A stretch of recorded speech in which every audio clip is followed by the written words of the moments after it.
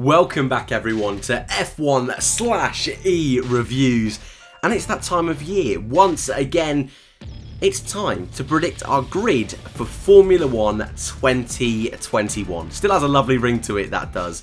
Now, keen-eyed viewers and long-term subscribers of the channel will know that usually after the first race of every season that I've covered on this channel, so 2018 and 2019, after Melbourne, I've done a predictions video for next year's grid. And I know it's always a little bit early, and I always put my hands up and say, look, it's a little bit of fun.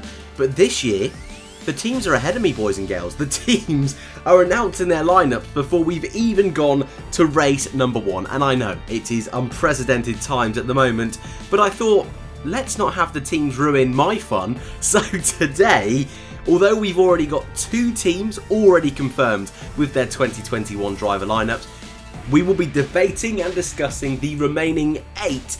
And I'll tell you now, there are some spicy ones indeed. And I'll also tell you, this has taken me several attempts to find a grid that I feel is a mix of realistic, tasty, and also what I kind of feel and envision the driver market shaping up to be for next season. Couple of disclaimers before we get underway.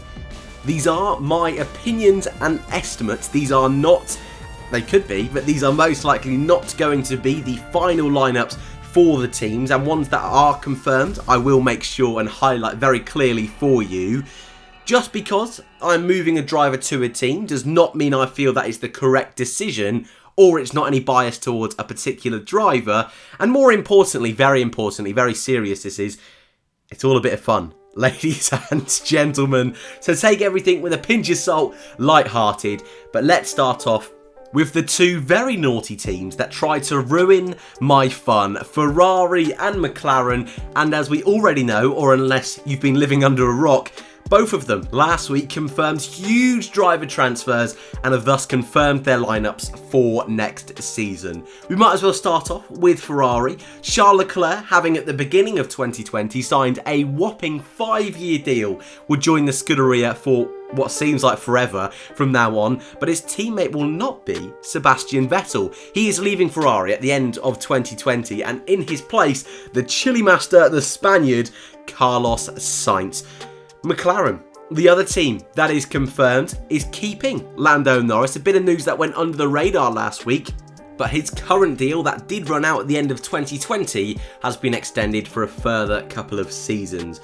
His teammate, of course, will not be Carlos Sainz, and although Norris and Sainz had a brilliant inter-team relationship, in his place is Daniel Ricciardo, the honey badger, king of the late breakers, milk and honey. It will be at McLaren. What a driver lineup that is going to be. And with Sainz going out the door, I imagine a few McLaren fans were a little bit nervous with how their lineup was going to be. But I think that is a very tasty one indeed. And I think both Ferrari and McLaren are going to be very comfortable, not only for next season, but also the big regulation change in 2022. There's also a few other drivers that have long-term contracts or are already in place for 2021. However, I will cover them on a case-by-case basis, but we'll move into my own opinions now. This is the best bit. This is the good bit. And again, whilst we've just gone through the confirmed teams, I want to start off with the teams that I think are going to stay the same for 2021. Now, I'll hold my hands up. Some of my variations of these grids pretty much involve the whole grid, every single team changing lineup. But our final rendition that I've gone with, we've got 4 that are staying the same. But I'm not confident with any of them, and you'll see why very quickly. I'm going to start off with Red Bull.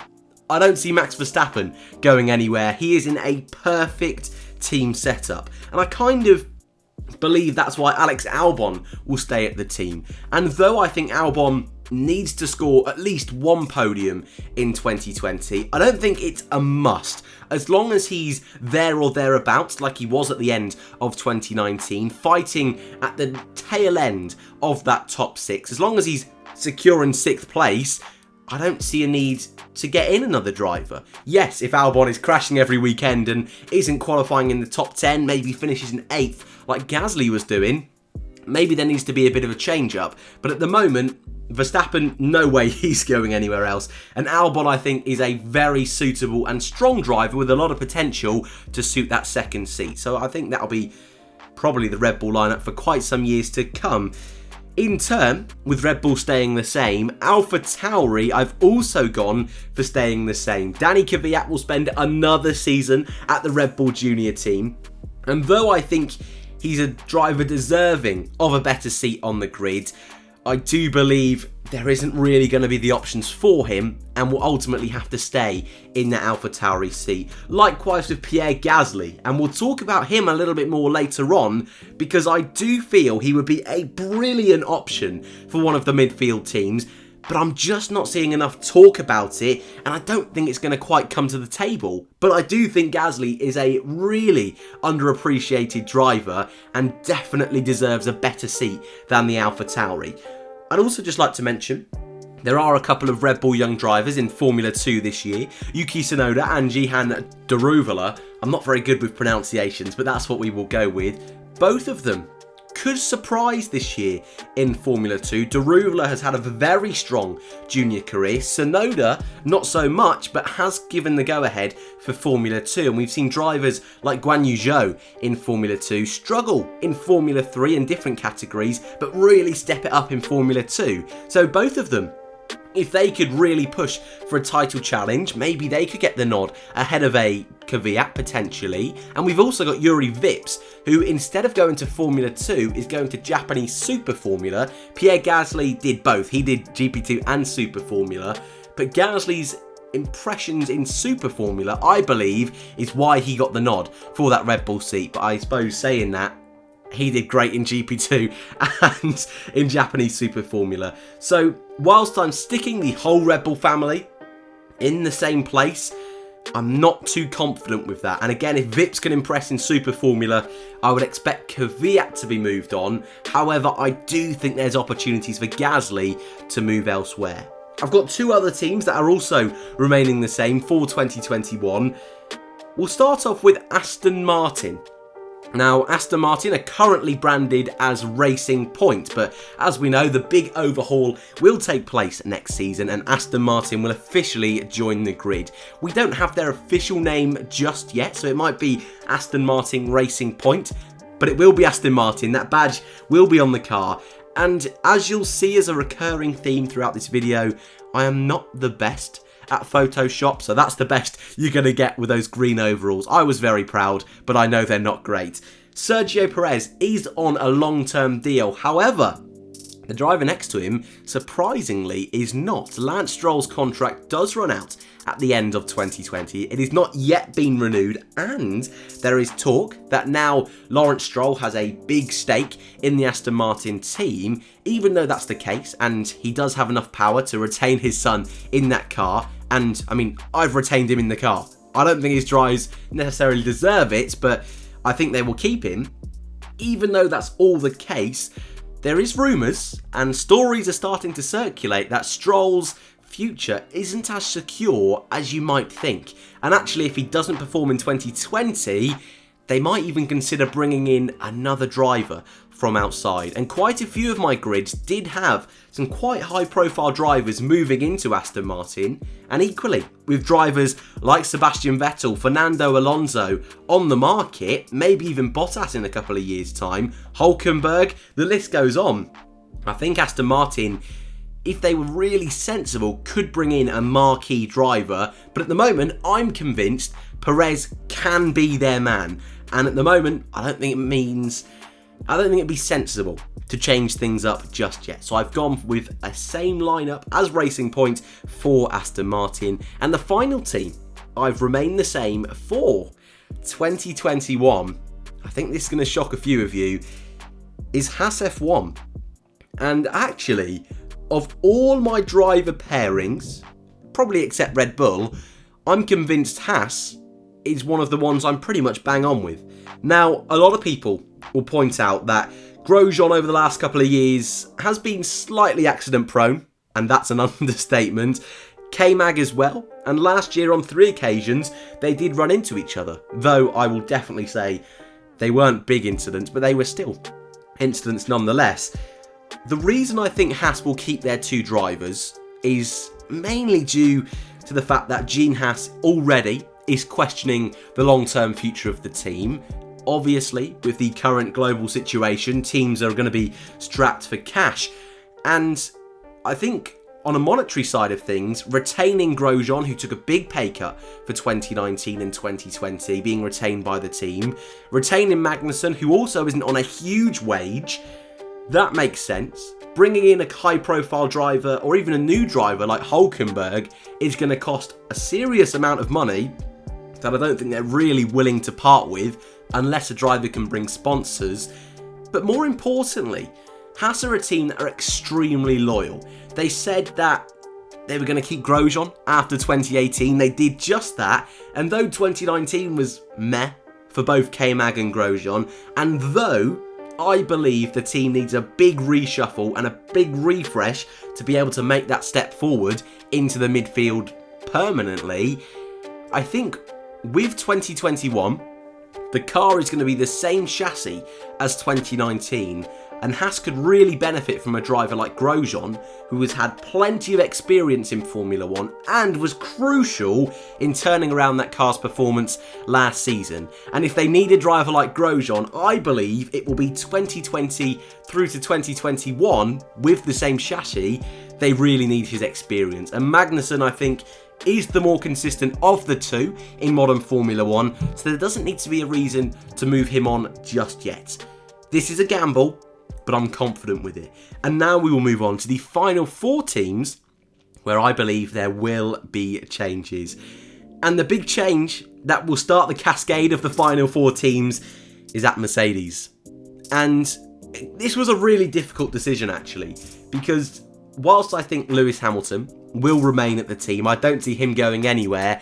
And for the matter, the stories that say he'll go to Ferrari, Aston Martin, I don't believe it. I think he'll be at Mercedes for the rest of his career, and I can still see him being in Formula 1 for quite some time, maybe the next 5 or even 10 seasons. 10's probably pushing it, but definitely the next 5 or 6, I believe, we could see Lewis Hamilton in Formula 1. But it's his teammate.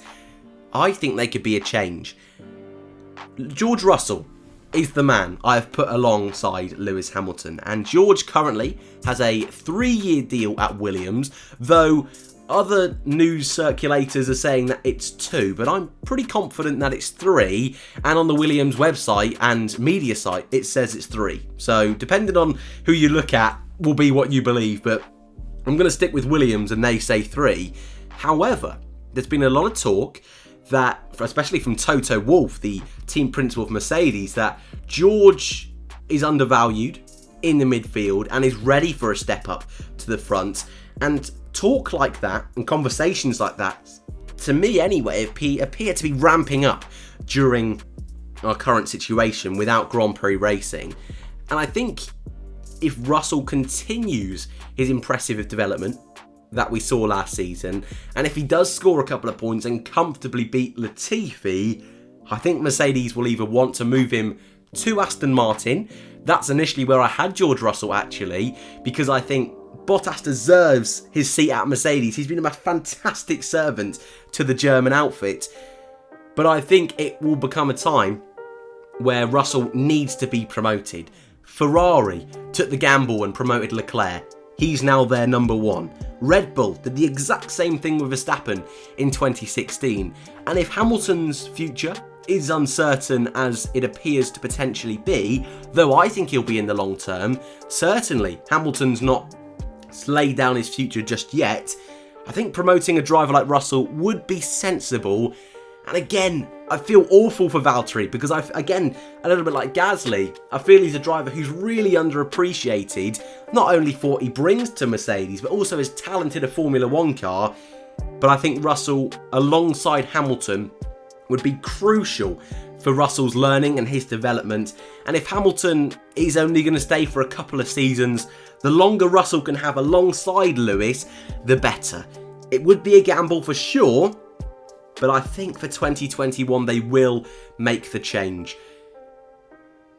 That means there's a seat at Williams. And this is where it gets a little bit tricky actually, because I think Nicholas Latifi will stay at the team. Do I think he's Formula 1 ready? I'm not too sure, but as of recording, we've not had a single race this season, and certainly we've seen drivers struggle in Formula 2, but really impress in Formula 1. Norris didn't do incredibly in Formula 2, was comfortably beat by George Russell. Albon likewise, but both of them have stepped up to Formula 1 fantastically. And Latifi could do the exact same, so I'm going to hold judgment there. And I think he brings a hell of a lot of funding to a team that are already strapped for cash. And a little bit of consistency I think would help Williams in the long term. So Latifi will stay. But it's a driver alongside him that I really find difficult to place.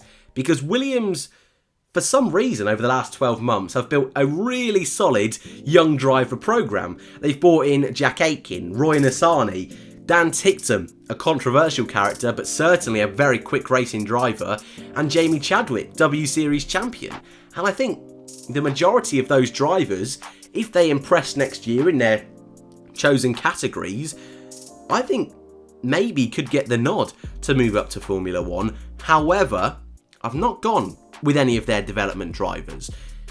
I think Williams are going to be a team that are really hurt by the current situation, and I've gone with a bit of a gamble for my choice, and I've gone with Nico Hülkenberg.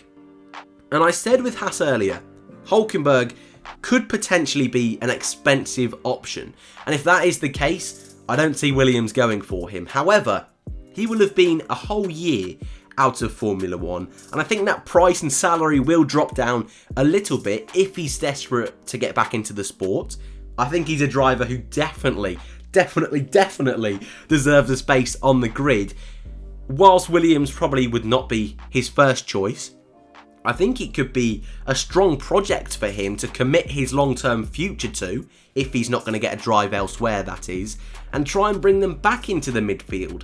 A driver like Hülkenberg, who has experience, has the ability to be extremely consistent in a Formula 1 car. 2019 wasn't his best season, but 2018, I still say that he was one of the best drivers in that season, was Nico Hülkenberg, and there is a bit of hunger there for that first podium. And I think one of the big issues why Williams has been dropping back over the last couple of years is that consistency. And if they can just find the funds to bringing a driver like Hülkenberg, who, if Williams is his only option, I think he will take it. They've not had a driver who is ready and hungry to win, and had him for several seasons, since Valtteri Bottas. He left at the end of 2016. That's quite some time. And they've had drivers like Stroll, who was there for 2 seasons, Sorokin for 1, Kubica for 1, and in this alternate universe timeline, Russell would have only been there for 2 as well. Very quick changes. And I think someone with that experience like Hülkenberg would be a really strong partner to Latifi, but it is all a question of costing. And I think if Russell goes and they can't afford Hülkenberg, it will be someone like Jack Aitken, who's got plenty of experience and race-winning experience in Formula 2, or Dan Ticktum, or Jamie Chadwick, if they can win their respective series and championships.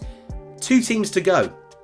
And I'll move on to Alfa Romeo next. I hate to say it, but I think this will be Kimi Räikkönen's final year in Formula 1. He's going to retire anyway, supposedly, when his contract ends. He might decide to do a couple more seasons, but I think, again, I think that will be his final season with us, which is a real shame, but he's had a good run in Formula 1. I've decided to keep Antonio Giovinazzi at Alfa Romeo, and historically, if you're not aware, Alfa Romeo have 1 seat designated to the team, so technically it's all a little bit messy, ladies and gents. There's a Sauber seat and a Ferrari seat at the team Alfa Romeo. So 1 seat is decided by the team, the other is decided by Ferrari. Bizarre, I know, but that's the case. So I actually think the Sauber seat, will be taken by Giovinazzi. I think if he can develop alongside Räikkönen this year in 2020 and can continue his impressive development from 2019, I don't see a reason why they should move him on. I think Ferrari, however, will want to promote one of their juniors to Formula 1. And this is a complete toss of the coin. They have 4 or 5 brilliant juniors in Formula 2. Not to mention guys further down in Formula 3, ADAC, Formula, wherever. Their academy is brilliant in Ferrari. And in Formula 2 alone, I think the 4 main candidates to move up to Alfa Romeo next year would be Callum Ilott, Marcus Armstrong, Robert Schwartzman and Mick Schumacher. And it's a complete toss of the coin. However, I have gone with Robert Schwartzman for that seat. Formula 3 champion from last year. He's going to be alongside Mick Schumacher at Prema in Formula 2 this year. And I think he might just edge it. But again, it's just going to be whoever's finished higher. So to be honest with you, though I've put Giovinazzi and Schwartzman, I'm confident Gio will stay. But it could easily be Schumacher. And what a story that would be. And as we move on to our final team on the grid, Renault. Esteban Ocon will be at the team. He is under contract. And can we just appreciate the amount of talent that we haven't been able to fit in on the grid? But I have gone with, alongside Esteban Ocon and our final driver, Fernando Alonso. Only joking. How many of you did I get? No, I've gone with Valtteri Bottas. I initially put Alonso. I'll put my hands up, I initially did. And this is why it's so difficult to do these driver predictions, because I put Vettel at Aston Martin, I put Alonso at Renault. Then you've got drivers like Hülkenberg out of a seat, and I think he probably deserves a chance. But then I've also got more important drivers out of a seat, like Bottas. Gasly also didn't make it onto the grid at one point. Verstappen I missed out on. And I thought, oh my goodness, what is happening here? It was all getting a bit crazy. And whilst I think the return of Alonso would be fantastic, and whilst I don't think I'm emotionally ready for Sebastian Vettel to leave F1 just yet, and bear in mind, 10 years ago I never would have said that, but I think Bottas would be a brilliant fit for the Renault team. And I said earlier on I was going to mention Gasly. I think for Renault, Gasly would be a fantastic option. Again, I just don't see it playing out. But if Bottas does leave Mercedes, Bottas would be the best option for Renault. It's a brilliant driver to have alongside Ocon to help Ocon's development, and for Ocon not to have the full pressure of being a team leader, for Bottas to prove himself once again, which whilst I don't think he needs to do, I think a lot of the Formula 1 fan base forget how good he was in that midfield with Williams. So for Bottas, it'd be a final great project, I think, for his CV to help Renault make that next step up. And for Renault, they've got a multiple race winner, like they had in Daniel Ricciardo. He's got that consistency for the most part. He does have a few off weekends as Bottas, but then again, he is up against Lewis Hamilton, so judging that is quite difficult. And of course, he has won the Constructors' Championship every single season he has been at Mercedes. And say what you want about Hamilton being the carrier of that team, Bottas has played his part for sure. He's got out of the way. Last year finished runners-up in the driver's standings, and it would be criminal for a driver like Bottas to work his way off the grid for next season. He's got to be there. And whilst I think, again, Mercedes probably should keep him, I don't think they will. So Renault, I think, would be an option for Bottas. But I tell you what, even now I have come up with my final order, I've just got a funny feeling that now Vettel is leaving Ferrari, Riccardo to McLaren, Sainz to Ferrari, it's all just so much, and I feel we've not seen the end of this, ladies and gents. But as always, I'd love to know your thoughts in the comments below. Will Alonso return? Where will Vettel go? Will Grosjean stay in Formula 1? I'd love to know your thoughts in those comment sections. If you're new, feel free to subscribe. I mean, if you've made it this far, you must have enjoyed something. So the subscribe button is there down below. Like if you enjoyed the video, dislike if you didn't. It really helps me understand what works and what doesn't for your entertainment. Thank you all for watching, and I hope to see you all in the next one.